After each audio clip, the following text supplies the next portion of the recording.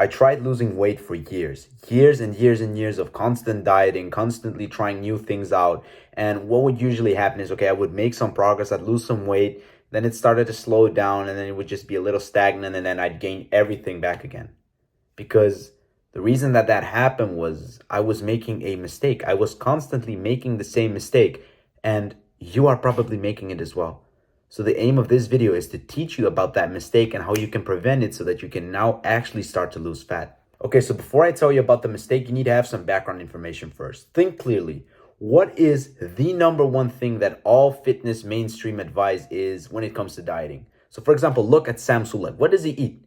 He eat a bunch of junk food as long as it fits his calories. So the main advice that people hear nowadays is calories in, calories out is the only thing that matters. If you eat more calories than you need, you will gain weight. If you eat less calories than you need, you will lose weight.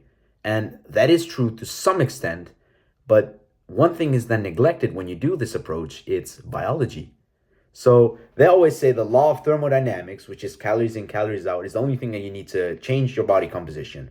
Yes, it will start to make changes in your body composition, but someone who eats clean foods only compared to someone who eats a bunch of junk food and then tries to lose weight, they will have completely different bodies and completely different overall health at the end of their process.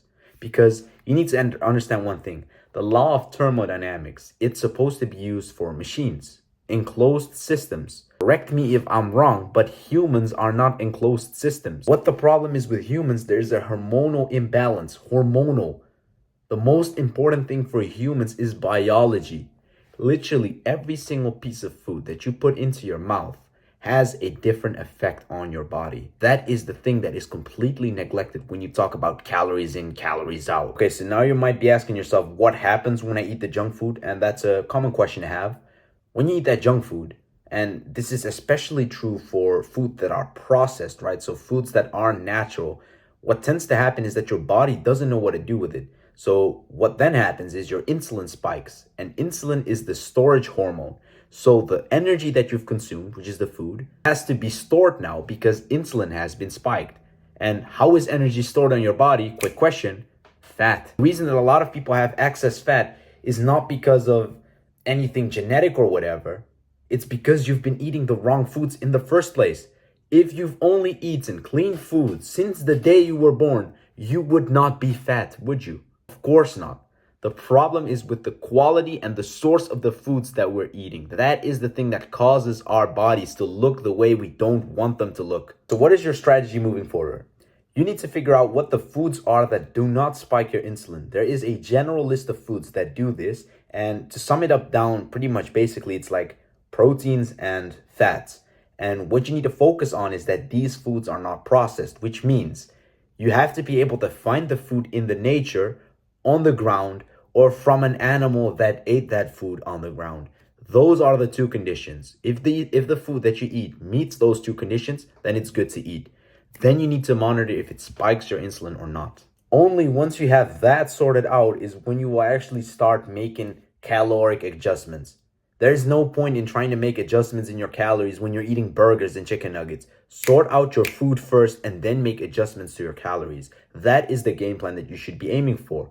Otherwise, you would have never watched my videos to begin with. You know that cutting is hard because you're hungry all the time. But of course you will be hungry because you're eating chicken nuggets.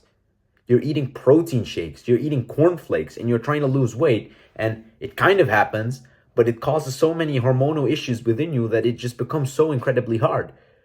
My thing is, and I can show you that, when you eat like I do, you do not get hungry. Right now, if I wanted to lose more weight, I could lose more weight. There is absolutely no issue with that whatsoever. I do not get hungry because the food that I eat actually satiates me. How many of you is that the case as well? I don't think many. So to sum it up, calories in, calories out is not the most important thing. Biology is. You need to figure out what types of food will not spike your insulin, and you need to take into consideration the foods that you're going to be eating are either from the ground or from an animal that ate that food on the ground. If you want my personal help, you can click the link in the description. You can book a free call with me and we can see how I can help you with your fat loss goals. My name is Deenie and I want to help improve your life one level at a time.